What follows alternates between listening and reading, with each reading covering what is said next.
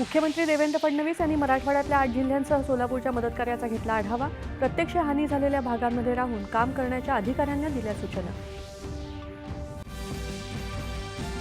राज्यात पावसाचा जोर कायम। जायकवाडी धरणाचे सर्व 27 दरवाजे उघडले। ठिकठिकाणच्या धरणांमधून विसर्गामुळे पूर परिस्थितीत वाढ। भारतीय तटरक्षक कमांडर संमेलनात आज संरक्षण मंत्री राजनाथ सिंह होणार सहभागी। विकसित भारत आणि माजी सैनिक कल्याण विषयक राष्ट्रीय संमेलनाचंही करणार उद्घाटन।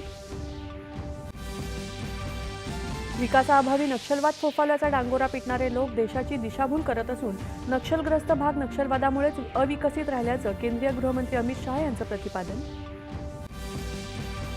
पंतप्रधान नरेंद्र मोदी यांनी साधला मन की बातच्या 126व्या भागातून देशवासियांसोबत संवाद।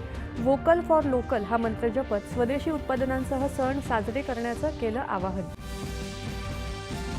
महिला शक्तीचं महत्त्व अधोरेखित करत नाविका सागर परिक्रमा करणाऱ्या दिलना आणि रूपा या धाडसी महिला अधिकाऱ्यांसोबत पंतप्रधानांनी साधला संवाद।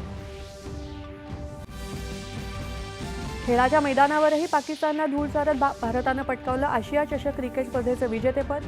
5 गडी राखून भारताचा दणदणीत विजय। चषक घ्यायला भारतीय संघाचा नकार। आणि राष्ट्रपतींनी केलं भारतीय क्रिकेट संघाचं अभिनंदन।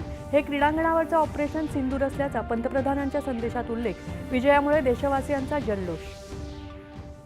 नमस्कार, 8:30च्या बातमीपत्रात मी आसावरी अमोल जहागीरदार